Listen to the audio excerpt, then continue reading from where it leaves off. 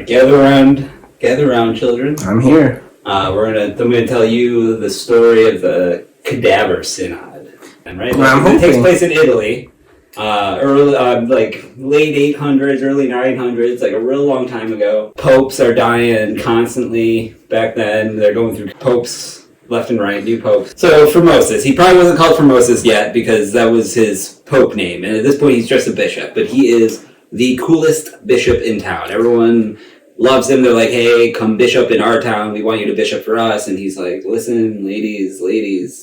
I can only move in diagonals.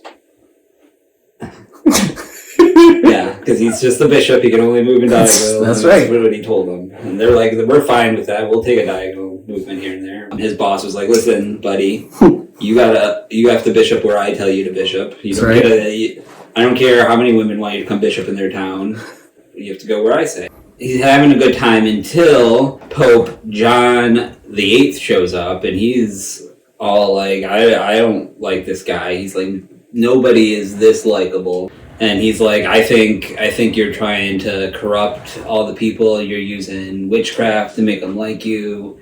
You're probably super evil, and that's why everyone likes you. I'm going to kick you out. And so that he excommunicates Formosus, too cool for church. He's kicked out. He goes on the run. He has to flee Rome, go into hiding. He's like laying low for a while. But then, like the popes do, he dies. Pope John dies. Another one gone. Formosus comes right back out of hiding, and he was all like, hey, everybody, cool pope's back. But he wasn't even the pope yet, so he probably called himself the cool bishop. Cool bishop's back. Everyone still remembers. They're like, yeah, we know that guy. He's cool. We like him still, even though he disappeared for a while.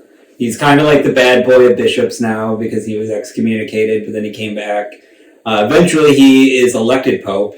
He is that beloved. So now he is the pope, and he's doing his pope thing, and then he dies like the popes do.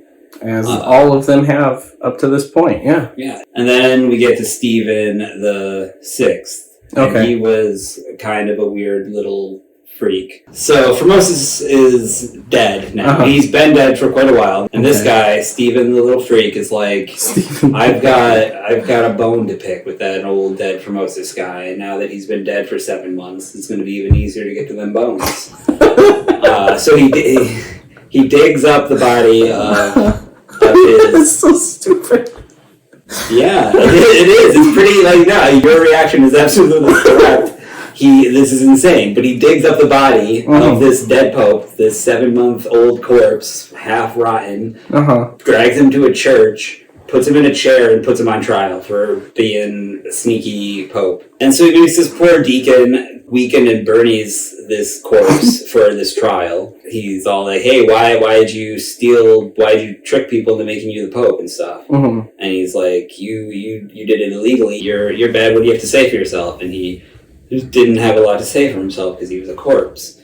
And so he was like, I find you guilty. And he takes the body, he cuts off his magic pope fingers. The ones that you kiss, that's right. And he took off all of his clothes. And then they're like, you're not a pope anymore. All of your pope rules are canceled. They buried Formosus again. It does get worse, though, because Stephen stews on this for a while, and he's like, this isn't weird enough. I need to get weirder with it. So he digs the body up again, and then he ties some weights on him and chucks him into a river.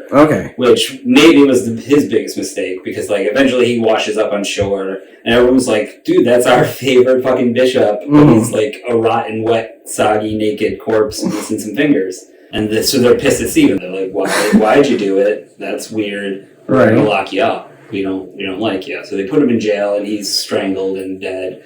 They get a new pope and move on with their lives. But all the people were saying that the wet corpse was doing miracles on the riverbank. Look at him go. Because he was that cool. They did go on. Eventually another pope shows up, and he was like, you know what? I want to talk about this corpse some more. He decides to cancel the original trial. And they put a little asterisk on Stephen's grave to say this guy was a freak. He went down in history as a weirdo that did all that weird stuff to the dead body.